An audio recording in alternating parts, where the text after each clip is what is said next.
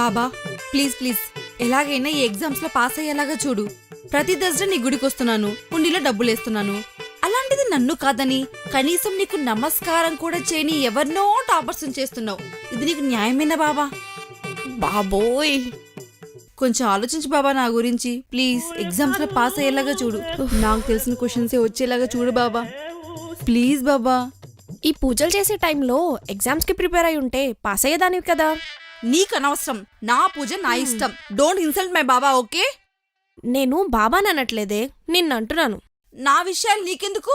అయినా answer sheet మీద invigilator తుమ్మాడని ఆన్సర్సే రాయకుండా వచ్చిందానివి. నువ్వు కూడా నాకు చెప్పేదానివే. ఏదైనా చాలా క్లీన్ గా ఉండాలి. వాడు తుమ్మటం వల్ల నాకేదైనా జరిగితే ఎగ్జామ్ పోతే మళ్ళీ రాసుకోవచ్చు, కానీ నా life I can't take risk. అయినా నీలాగా నీట్నెస్ లేకుండా ఉండడం నా వల్ల కాదు. ఒకసారి నీ బెడ్ చూడు, మున్సిపాలిటీ డంప్ యార్డ్లా ఉంది. నా బెడ్ చూడు, క్వీన్స్ బెడ్ లా ఉంది. అయినా నువ్వు ఇలాగే ఉంటే ఫెయిల్ అయినా ఏం కాదులే. ఎందుకో? మున్సిపాలిటీ వాళ్ళే పిలిచి జాబ్ ఇస్తారు కదా, so no problem. You get lost. Don't worry, soon you will get a job. దొంగ మొహం దానా. బాబా ఎగ్జామ్స్ మార్క్స్ గురించి తర్వాత ఆలోచిద్దాం. ముందే ఈష్కా రూమ్ నుంచి పంపించేవని నీకు ఎన్నిసార్లు చెప్పాను బాబా.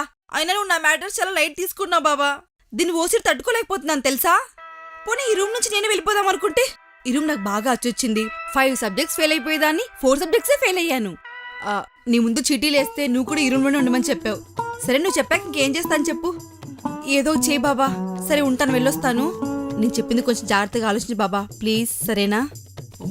ఓం సాయిరామ్. ఈరోజు ఏంటి? అకౌంట్స్, స్టాటిస్టిక్సా? ఏదైనా మ్యాథ్సే కదా, ఏదో ఒకటి తీసుకెళ్ళిపోదా.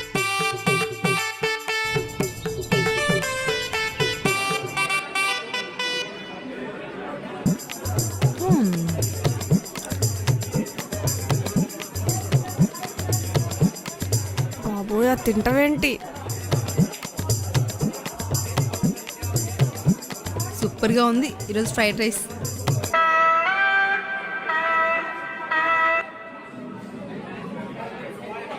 ఏంటే అంత చిరాగ్గా ఉన్నావు? ఆ పూజని చూడవే ఎలా తింటుందో. అదేంటే మరి అలా తింటుంది?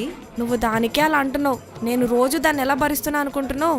మరైతే మా రూమ్కి వచ్చి ఉండొచ్చు కదా. లేదు, అలాంటి వాళ్ళు ఉన్నప్పుడే మనం ఇంకెంత నీట్గా ఉండాలో తెలుస్తుంది. మంచిది. ఇంకేంటి మరి?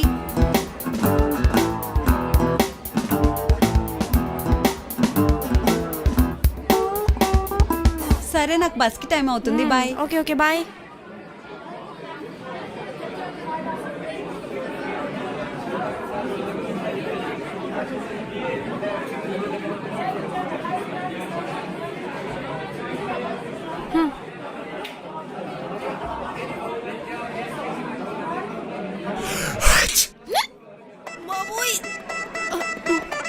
వేరే నోటివా? చేంజ్ లేదు మేడం.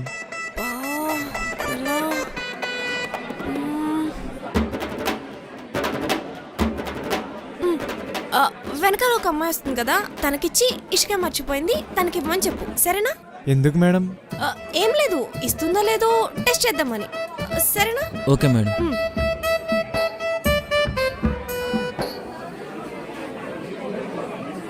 నేను ఇంకా డబ్బులు ఇవ్వలేదే. మీది కాదు మేడం, ఇష్కా మేడంది. మర్చిపోయారు, మీకు ఇచ్చాను. పోనీలే, నైట్ స్నాక్స్ కన్నా పనికొస్తుంది. ఒకవేళ అడిగితే ఇవ్వలేదని చెప్పేద్దాం. సరే ఇవ్వండి, ఇచ్చేస్తాను. నాదెంత అయింది? 90 రూపీస్ మేడం. తీసుకో. Lucky chance.